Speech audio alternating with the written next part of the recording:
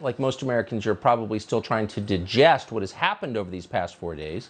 Profound national trauma is like that. Once you face something unimaginably horrible, nothing is ever the same. Nothing will ever be the same. Like prison, it changes a man. This is not an easy time for any of us. We get it. We're literally still shaking as we think about how close this country came to losing our democracy last Thursday. Last Thursday was June 16th. A day forever branded in our memory, a day that has joined the pantheon of tragic turning points in human history.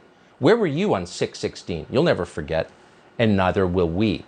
At the time, we were preparing a show on Tony Fauci and his push for a new corona shot for kids. It seemed important then. It seems so trivial now. As we were speaking on the air, at that very moment, a team of 7 saboteurs had entered the Capitol grounds and then proceeded, as saboteurs do, to breach the Capitol itself. Inside those hallowed grounds, within the very womb of democracy, these wreckers began their hunt for sitting members of Congress. That happened, ladies and gentlemen, and if it sounds shocking to you, it gets more harrowing from there. This was not some spontaneous outbreak of insurrection. No, this was a meticulously planned coup from afar. The group in the Capitol was under the direct control of an extremist called Stephen Colbert, who as a white man is by definition a white extremist. This white extremist, Stephen Colbert, had a 5th column within the Capitol to help him pull off his diabolical plan. He had members of Congress in his employ. Members of Congress who, believe it or not, helped the insurrectionists enter the Capitol. Just open the doors and let them walk in. Yes, that can happen. And that 5th column included Adam Schiff of California, Stephanie Murphy of Florida, and a new member called Jake Auchincloss of Massachusetts, besmirching his family name. Those 3 members of Congress allowed the wreckers inside the Longworth House office building. While inside, the insurrectionists tried to gain access to a restricted area, but they were thwarted by brave law enforcement who arrived, risking their very lives to remove the insurrectionists from the premises. But it wasn't enough, because hours later, an aide to Congressman Auchincloss secretly permitted the insurrectionists to re-enter the Capitol complex. And then around 8:30 p.m., they caused some kind of disturbance. The details are murky as of tonight. But according to one report, they were banging on windows inside the Capitol, trashing the place, committing violence against our democracy.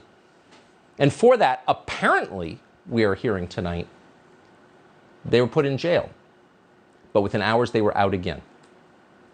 Now, the man who controlled this attempted coup, Stephen Colbert, knew exactly what he was doing. He knew the stakes. He knew the crimes he was committing. And we know that because just last year, this white extremist, Stephen Colbert, explained that grown men who unlawfully enter the Capitol to harass sitting members of Congress are not pranksters.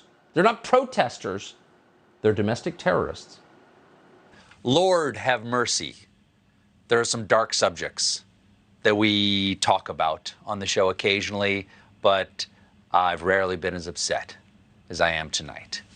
This is the most shocking, most tragic, least surprising thing I've ever seen. And his followers did what he told them to do.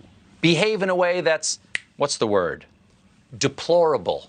One of these domestic terrorists even broke into Speaker Pelosi's office and put his feet up on her desk. They now live in an alternate universe that is now collapsing in on itself. It's like a black hole of whiteness. And this was never some sort of peaceful protest. This was Charlottesville come home to roost. Oh, it's shocking. These are domestic terrorists. Stephen Colbert, in what the literary community refers to as foreshadowing, described his own coup. And yet Stephen Colbert somehow still has access to the airwaves and to digital media, spreading his hate unfettered, convincing future generations of insurrectionists to do what his team of saboteurs did last week. That must stop. People who plan coups must be silenced. There's recent precedent for that. And anyone who disagrees should be disconnected from Amazon Web Services immediately. No spreading hate. But stopping white extremist Stephen Colbert from passing on his message of insurrection to the country won't solve what the rest of us are living with, and that's trauma. And like all trauma, journalists are affected most profoundly. We're scarred by what we saw. We're all Casey Hunt tonight. It'll be a long time before we can revisit the Capitol building, before we can forget where we were when democracy shook on its very foundations.